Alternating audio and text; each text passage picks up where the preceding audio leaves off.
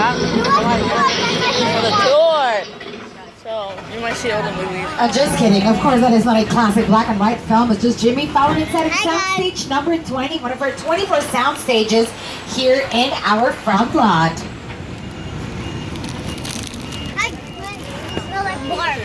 If it's a medical emergency, can you pull the cord again? I think she was pulling it again. What's up? What do you have in there? You already have an emergency already? Remember last time they did?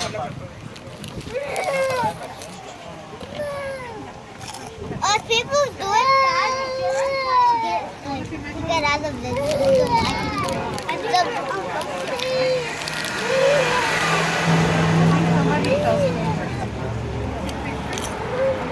think they remember about what happened again. I wasn't sure. No. Jurassic Park.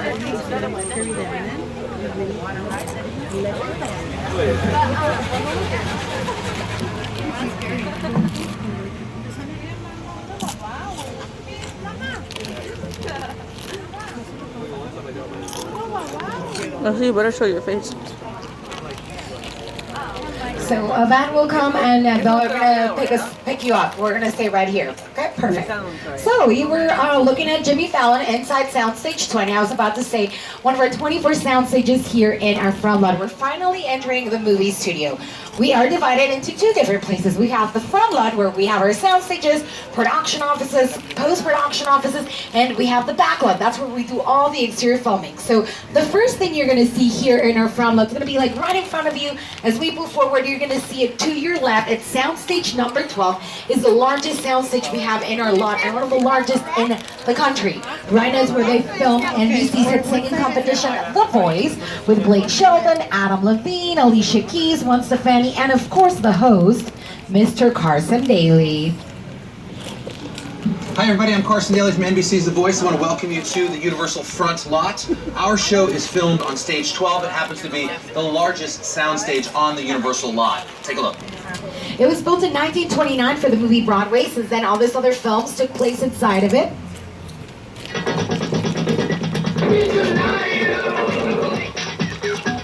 I am Dracula.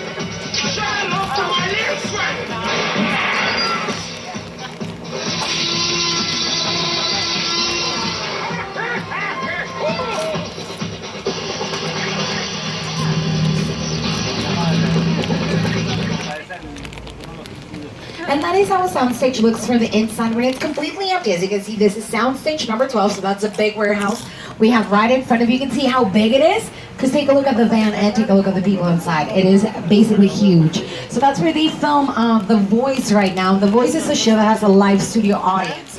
This soundstage was not built for a live studio audience, so every time, every season, they're going to start filming, they have to build the bleachers. The thing is, these big warehouses are for rent. So let's say The Voice will be filming for about 5 months to 6 months every year. They're not here every day of the year. But if they want to pay, well, you know, they can stay here. They don't want to pay. So every time they're done, like they're done with the second season, they are done, they take everything down.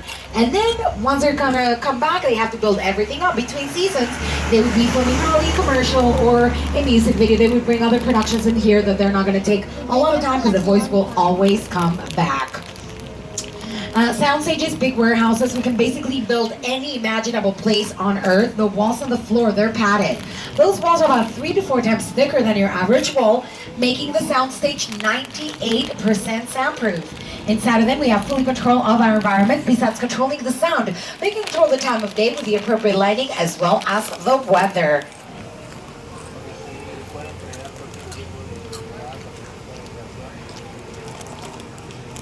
Let's go. Yeah, go. So we usually use sound stages for interior scenes because in our backlot, most of the buildings are just fake. They're basically facades, so they're like front and sides. If you open the door, all you're gonna see are support beams. So if you want to film inside, you have to build something else, somewhere else, basically a sound stage. I was gonna get them and he pushed my interior hand. scenes. That's what they did for movies like Jurassic Park. You saw the town of Whoville was built inside of Soundstage 12. but mostly it's just full interiors. And what happens if you have an interior, let's say something like the house of, one of the houses of Desperate Housewives. All those houses, fake houses. The interior were built inside of Soundstages 3 and other Soundstages right here. Well, think about a house. You have a window.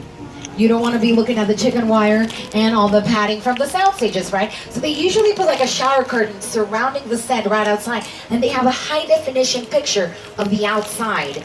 When they're filming a TV show, they have about 3 to 4 pictures of the outside depending on the time of year and the time of day. But here's the thing. Take a look at your TV shows. Take a look at the pictures, at the windows. You will always see the same car because it's not a real outside. It's basically just a picture. Some other sets, though, they're practical sets, meaning they can film inside as well as outside of the set. So you can see a couple of examples of the practical sets on your screen. So you can see they actually have interiors, so they can just build whatever they want. They can just add furniture, basically set decoration, props, and they can have a real place. In just a few seconds we'll be moving forward and you'll be able to see everything that I'm talking about right now. So think about an actor. If an actor is filming in a facade, they open the door with their right hand, they come into the room with their right leg, and they close it, the director's gonna yell cut. The actor they have to remember, oh, you know what? I came in with my right foot, I opened it with the right hand, because maybe they're gonna follow up that scene inside a soundstage a week later, sometimes even months later, if they're filming a movie. That's how crazy an actor works is, because you have to know your lines, you have to have your emotion, and you have to remember, oh, my hair was up, my hair was down, and I entered the room with my right leg. And I think now we'll be able to pull forward so you'll see Soundstage 12 a little bit more up close, and you're going to see more of these movie posters we have right over here. So we've made over 8,000 films, not all of them of course in here, but all of them produced by Universal Pictures. So you can see the last ones right here and the Soundstage. To your left, if you keep going that way, you're going to find all our production offices. We have a restaurant that's called a commissary. That black tower, that's called the Black Tower after Lew Wasserman, the Lew Wasserman building. He was one of the last movie moguls. So usually people in Hollywood, they don't dress very dressy. It's more casual kind of place. But he thought, you know what, if you're going to work in a movie studio, it should be like working on Wall Street. So everyone has to wear a suit, they have to wear a tie, and that's why they have the Black Tower after him. Now, people don't wear suits or ties. Some of them, but it's not mandatory. So now we're pulling forward into our front lot. You can see some construction happening to your left. We're in the middle of a huge expansion. We're bringing the theme park into the movie studio. About 2 months ago, we had 4 sound stages right here. One day I wanted my day off, I came back and they tore them all down. For 11 years though, this is where they filmed CSI Crime Scene Investigation. A TV show set in Las Vegas. They filmed absolutely everything here in Los Angeles for about a week. For about a week, every year they would go to Las Vegas just to do establishing shots. So they would show you the Vegas Strip, and then everything else was inside these sound stages. Later on, they started filming Superstore with America Ferrera and Ben Feldman, but they tore the sound stages down, so Superstore moved inside sound stages 16 and 17. Right next door to your left. Right in front of you, we have Soundstage 21, where they film one of my favorite TV shows, The Mindy Project. The Mindy Project, set in New York. Once again, they film everything right here. They don't even go to New York. They do all the exteriors in our backlog. It's a TV show that's produced by Universal Television, streams on Hulu. And Universal Television as well as Hulu, they're part of a larger company. This company is called NBC Universal, one of the largest entertainment companies in the world. Not only consisting of Universal Studios, but lots of TV networks are also part of this company. TV networks like NBC, I'm going to stop the video when we get to King Kong. Bravo, Telemundo, NBC Universal, the Golf Channel, CNBC, MSNBC, the Weather Channel, Oxygen, Esquire, NBC Sports, among others. As you can see, we are a big family. Many of your favorite TV networks are part of our family. Guess what? The Minions are part of our family also. You're going to see them on your right, so if you want to take a picture, be ready, or just wave goodbye. Bye, Minions. Behind them, we have... We're in King Kong. So I was thrilled when Universal invited me back to Skull Island. And it's great to have you along for the ride. Now we have created this 3D immersive experience, so you're going to have your glasses ready. Don't put them on yet, but just have them in your hand because we're about to return to Skull Island. The Universal tram is winding its way through a very rough, narrow trail in Skull Island, allowing the visitors a little sneak peek at some of the wildlife of Skull Island. Oh my god. In a sense, this is like a mini sequel, a mini continuation. We're just taking Guys, the this Kong is the creator and Skull talking, Island and the dinosaurs that we established. We're getting in our ready to get feature inside. film. And this is, another day, another incident on we're in the Skull Island, entrance. using the creatures and the character personality of Kong as he appeared in the movie.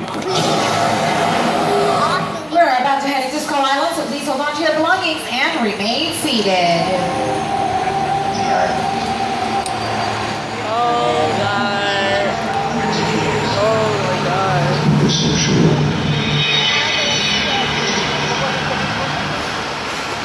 We don't know if King Kong's here. Okay? I'm gonna show this really quick. Oh yeah.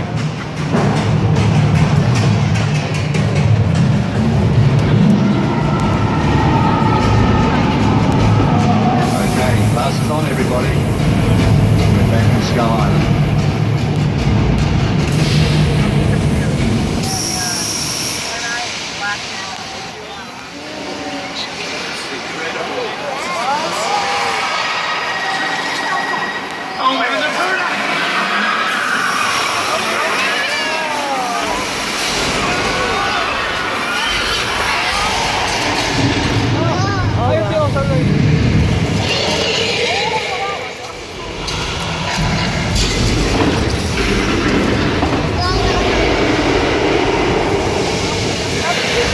Oh my god. God, you can't see this. Oh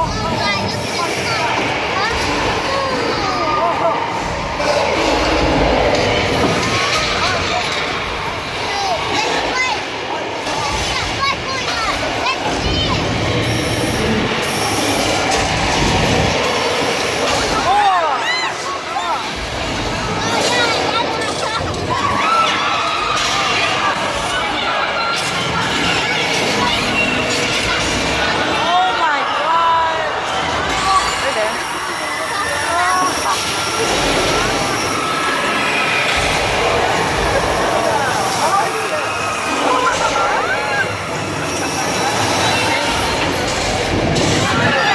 Ah! I'm getting wet, Rusty. Rusty, help me. If you're watching this, help me. Rusty.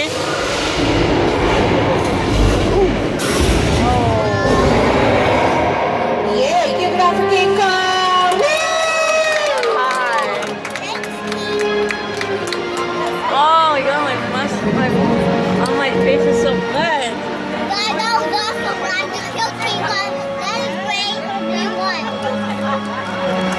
That was creepy, guys. I don't know if you guys can see that. Rusty, you should have helped me. Why? Why, bro? 3D, one of the largest and most intense 3D experiences on the planet. The epic battle we just witnessed was projected on one of the largest 3D screens on the Oh my world. God. Standing Guys, over my 40 shorts feet are tall and 180 feet long. And the movie was designed by Mr. Peter Jackson himself. And the Oh my filmmakers God, from Red Digital. Here you see his ice cream. King Kong. He ate some. Now look. Studio tour, the audience is in the middle of the environment. Alright. They're looking I'm gonna end the video right here. creatures coming out. Sorry, I said on the King Kong. Next time. Next time. Okay, next time I'll do the Fast and Furious. Alright, bye.